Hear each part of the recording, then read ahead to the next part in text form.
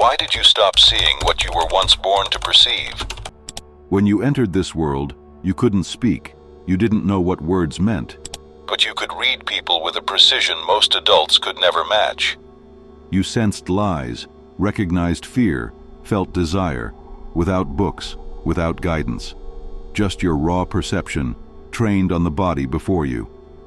Back then, you were closer to the truth than you are now. But what happened to that power? Where did your instinct vanish? The answer is simple. It was reprogrammed. Civilization replaced instinct with etiquette, rewired your perception with forced politeness and socially approved masks. You no longer see when you're being despised behind a smile, when you're admired in silence, or when someone sees you as a threat, even as they flatter you. You're blind now. But it's time to restore that vision, not for kindness, but for control.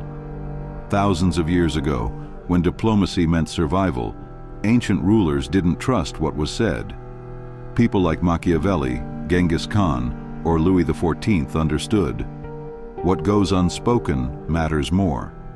They read bodies like books, with a preface in posture, climax in the hands, and resolution in the eyes. Everything starts with the legs. Yes, the legs. Most people overlook the lower body, obsessing over eye contact and facial expressions. But legs betray everything, where the soul is drawn.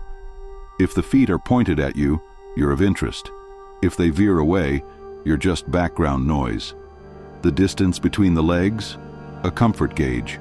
The wider it gets, the more relaxed the subject.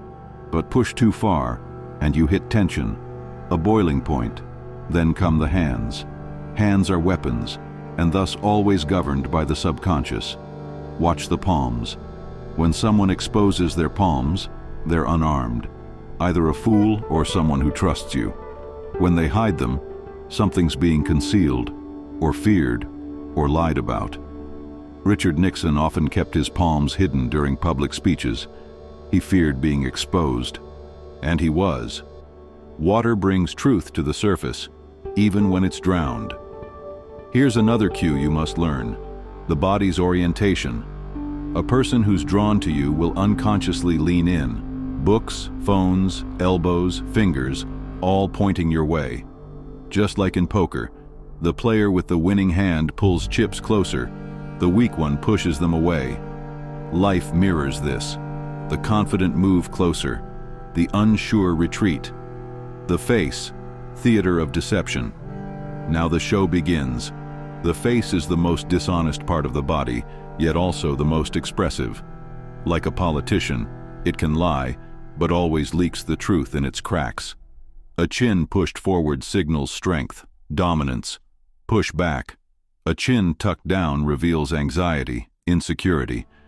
Shakespeare didn't describe his character's expressions for flair. He understood.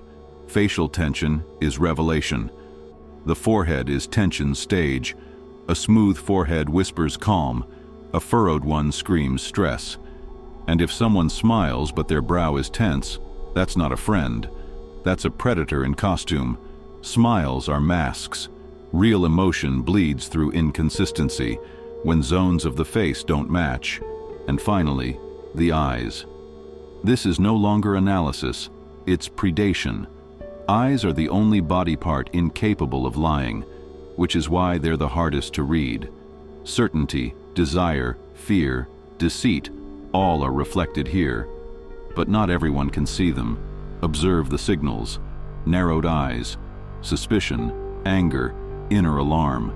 Dilated equals surprise, admiration, fear. But the ultimate marker, wrinkles at the corners during a smile. If they appear, it's genuine joy. If not, the smile is a trap. Think of Marilyn Monroe. That half-lidded gaze, combined with direct eye contact, it was hypnosis, more than flirtation. It was calculated power. Most women do this subconsciously, some strategically. A gaze dipped in poison. Why do you hear sound but fail to recognize danger in it? It's curious. Humans possess thousands of words, yet the truth behind their speech is rarely in the words themselves. It's in how they are delivered. tone, pace, pauses. This is where reality hides. Everything your eyes missed can be uncovered by the voice, not by its content, but by its cadence. The voice is the sound of the unconscious, and if you want control, true control, you must learn to hear what others ignore. The world has never been ruled by the loudest, but by the most precise. Figures like Stalin, Churchill, and Fidel Castro didn't scream. They carved through the air with their tone. Listen to their recordings: lower pitch than average, variable speed, elongated silences. None of it was accidental. All of it was tactical. Let's start with the first cue: tone. Men unconsciously lower their voices when they're attracted. Women, on the other hand, raise theirs ever so slightly. This isn't a game, it's biology. Deep behavioral patterns etched long before morality, before culture. A slightly softer or deeper voice isn't just flirting, it's signaling, "I want you to trust me," or worse, "I want you to submit." But the true danger lies not in the obvious, it lies in elongated words. When someone says "sur" or "really" or "oh my God," they distort meaning through sound. It's no longer just surprise, it becomes seduction, suggestion, emotional framing. This kind of speech is almost hypnotic. It draws you in like quicksand. You think you're still in control, but you're already sinking. Then comes the deadly signal, the micropause. It appears when the brain hesitates. Do I lie or tell the truth? Zrenia. Do I open up or pull back? And the body stalls. The speech stutters, the rhythm breaks, the voice cracks. These pauses are like footprints in fresh snow. They reveal where the lie began and where fear resides. A skilled manipulator doesn't just listen. They make others talk. They insert silence. And wait. In that vacuum, the other person feels compelled to fill the void, and in their rush, they reveal what was meant to stay hidden. One of the CIA's most successful interrogations in the 1980s happened in total silence. The agent simply stared, motionless. After 23 minutes, a full confession. No force, no threats, just void. The emotional battlefield of the voice. Your job is not to detect emotion, but to detect its betrayal. When someone says, "I'm fine," but their voice is tight, that's anxiety. When they whisper, "I'm okay," that's despair. We learn to say one thing while feeling another, but the voice betrays faster than the face.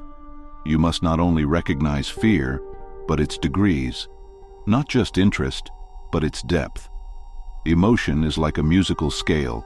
Each has a frequency. Some people smile and say, "I like you," yet their voice hits like cold steel. Others stay silent, but a single reveals a fire inside. There is no such thing as emotional neutrality. Even silence speaks. A sigh carries meaning. A tremble at the end of a sentence is a message. Your power lies in hearing that. You've been taught to believe that meaning lies in words, that what is spoken is what is real. But that's an illusion. In dark psychology, speech isn't a tool for expressing, it's a tool for implanting. A true manipulator doesn't just talk, they program. They build logical traps, bypass defenses, and insert their ideas disguised as your own. And with every subtle yes, your freedom becomes a well-decorated cage. The most dangerous tactic isn't confrontation, it's feigned agreement. Do you know how invasion begins? With a casual right, or isn't it? These are called tag questions. They seem harmless. It's hot today, isn't it? You agree, right? But within these soft phrases lies the architecture of control. The aim isn't to get an answer, it's to install one. People who like you might use such phrasing to bond, but those who want to control you will use it to mask manipulation as consensus. It's a silent intrusion into your inner monologue. That's how cult leaders, gurus, and dictators operate. They don't argue, they agree for you. Jim Jones, infamous leader of the People's Temple, used endless rhetorical questions to erase the line between suggestion and logic. He didn't shout. He shaped his sentences so there was no room left but agreement. Another powerful technique is airtime dominance. This isn't just interrupting, it's hijacking the flow, filling pauses, finishing your sentences, preempting your thoughts.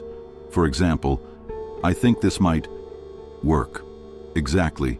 You weren't done, but they helped. This isn't empathy, it's strategic. They're stealing narrative control, pacing, even authorship of your ideas. If someone constantly finishes your sentences, beware. It's not connection, it's substitution. They're not listening, they're inserting. This is especially common in negotiations, sales, and romantic dialogue, particularly among narcissists. They can't stand silence because silence gives you space to think, and that terrifies them. Verbal manipulation isn't just about vocabulary, it's about structural dominance. Ever notice how some people speak like they're inserting periods inside your head? You know that's stupid. Everyone normal does it this way. Obviously, that's not information, it's pressure. These are verbal blades hidden between the lines. A manipulator doesn't ask, they construct belief.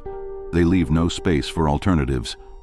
Public speakers like Steve Jobs mastered this craft. He didn't just persuade, he created reality. He said, "This is a revolution," not, "I think it is." He removed doubt, and that made his speech a command to the mind. Dark rhetoricians do the same. They close every exit. They don't let you think, only agree. Why are you afraid of silence when truth hides within it? Most people rush to fill the silence. The moment a conversation halts, discomfort sets in. The brain panics. Say something, anything. But it is in this panic that the most vulnerable layers of the human psyche are exposed. Because silence isn't the absence of sound, it's pressure. It's a space where masks slip and true nature begins to show. A true manipulator doesn't just know how to speak, they know how to wield silence strategically. True power doesn't begin with loud words, it begins with what's said between them. Great leaders and dictators understood this. A well-timed pause creates more tension than any shout. Hitler used prolonged silences in his speeches to stir anxious anticipation. People didn't fall silent out of respect. They froze in fear before the void he deliberately summoned into the room. Whoever isn't afraid of silence dominates. Because silence isn't weakness, it's a challenge. It forces the other person to speak to themselves. When you don't respond immediately, the person across from you begins to imagine what you're thinking. And in that imagining, they reveal everything: their intentions, fears, and vulnerabilities. Silence is like a white wall. People project everything onto it. You don't even have to touch their mind. They'll expose it themselves. One of the strongest forms of control is withholding reaction, especially in conflict. When someone provokes you, screams at you, insults you, they're begging for a reaction, a counterattack, a defense. But you say nothing, and their energy begins to burn itself out. They unravel because they receive none of the emotional feedback they depend on, like an actor performing for an empty theater. This is an ancient technique. In samurai-era Japan, martial arts masters taught their students not to strike first, but to watch and wait. Because whoever acts first reveals their style, but the one who waits retains power. Modern negotiators, psychologists, and interrogators use a method called dead silence. They ask a sharp question and then fall completely still. No commentary, no follow-up, just presence. And the person, unable to withstand the tension, begins to talk and talk until they say too much. There is one more use of silence: ignoring as a form of control. This is not simple absence, it's deliberate exclusion. When you don't respond, don't text back, don't answer a call, you create a vacuum that begins to crush. The person deprived of your attention can spiral into obsession. This was how Roman senators operated. They didn't always kill their enemies, sometimes they simply erased them. It was called damnatio memoriae, the curse of memory erasure, oblivion, and it worked better than a sword. Silence is a choice, a weapon you can't see, but one you cannot defend against, because a person cannot fight what isn't there. What if I told you that you'll never hear the phrase "I'm fine" the same way again? You've reached the final threshold. Now, you know more than 99% of people around you. You know that the body speaks when the mouth lies, that the voice trembles when the mind hesitates, that silence screams louder than confessions. But the real power isn't in observation, it's in action based on observation. The one who can read behavior can begin to rewrite it, reshape it, control it, all from the shadows. Nonverbal, paraverbal, and verbal signals, they form a single system. Combined, they create an absolute behavioral map. If you observe the feet and notice their direction, you know where desire leans. If you hear a pause in the voice, you sense where fear begins. If someone finishes your sentence, you see their hunger for dominance. This isn't just knowledge, it's a transition to another mode of perception. You no longer participate, you observe. You don't respond, you regulate. Every word, every gesture, every silence becomes part of your influence. That's how the most dangerous figures in history operated. Not with fists, but with words. Not with commands, but with glances. People who could unhinge a nation with a single speech, or drive someone mad with silence. They weren't psychics, they were observers. Now you understand, body language isn't just a signal, it's a code. And if there's a code, there's a way to hack it. You can create the illusion of trust by slightly exposing your palms. You can display attraction without speaking, just by angling your torso. You can make someone open up simply by asking a question and then saying nothing. You become a mirror, but not for reflection, for control. You give people a projection in which they see themselves, and they act the way you want, unaware that the script has already been written. This is the essence of dark psychological influence. When you don't resist, don't attack, but instead embed yourself inside someone's behavior like a virus in their system. You don't notice when you start agreeing. You don't feel when your mind begins to shift. You don't realize when you've already surrendered. Reading emotions isn't about empathy, it's about power. Understanding the language beyond words isn't a gift, it's a weapon, and now you hold it. But remember, with such power comes responsibility. You can use it to defend or to dominate. The only difference is intent. Those who see deeper become either healers or tyrants. If you've made it this far, you're not just a casual viewer. You want to see deeper, know more, and influence stronger. Subscribe to my YouTube channel so you don't miss upcoming breakdowns on power and psychological influence. And leave a comment below. Which part hit you the hardest? To influence is an art. To understand is already power.